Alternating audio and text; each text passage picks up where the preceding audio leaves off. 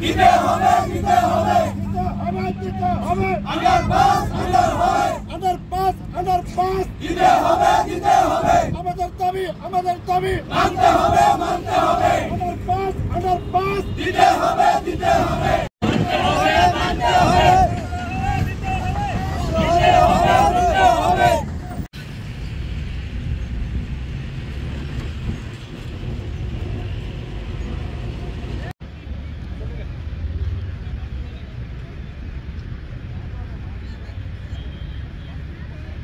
আমরা এখানে প্রায় ২,৫০০ লোক বসবাস করি।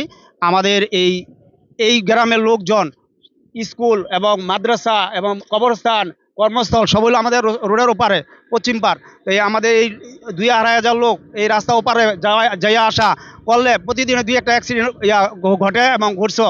এই জন্য প্রায় ৩-৪ জন লোক আমাদের এখানে মারা গেছে এই রাস্তা পারাবার হইতে গিয়া। ওই সময় ছোট ছিল, আর এখন তো রাস্তা অনেক বড় পাস করতেছে, এতে আরও বেশি অঘটন ঘটার সম্ভাবনা আছে। এই জন্য আমাদের এখানে একটা আন্ডারপাস না দিলে আমাদের এই গ্রামের লোকজন ছাত্রছাত্রীরা এবং কোনো লোক মারা গেলে এই লাশ প্রায় 500 মিটার দূর দিয়া নিয়ে ওপারে যেতে হবে, এর মধ্যে অঘটন ঘটবে। এই জন্য আমরা সরকারের কাছে এবং যারা এই রাস্তার কর্মস্থল আছে তাদের কাছে আমাদের একটাই দাবি, আমাদের এখানে আন্ডারপাস দিতে হবে, যাতে নিরাপদে রোড পার হয়ে এপার আইসা স্কুলে যাইতে পারে।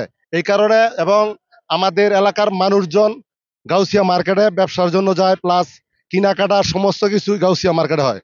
উল্টা পথে আইসা আসলে অ্যাক্সিডেন্টের সম্ভাবনা আছে, প্লাস আমাদের চলাফেরার জন্য বিশেষ একটা প্রয়োজন আন্ডারপাসের। তাই আমরা এলাকার মানুষ আজকে মানববন্ধনে উপস্থিত হয়েছি। কবরস্থান, প্রাইমারি স্কুল, হাই স্কুল, মাদ্রাসা প্লাস ২,৫০-৩ হাজার লোকের বসবাস এই এলাকার ভিতরে এই আন্ডারপাসটা বিশেষ প্রয়োজন। তাই আমাদের এই পুনাবর গ্রামে ২,৫০০ লোকের চলাফেরা।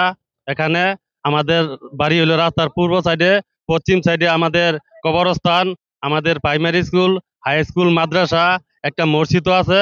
আমরা পারাপারের জন্য এই একটা আন্ডারপাসের বিশেষ প্রয়োজন।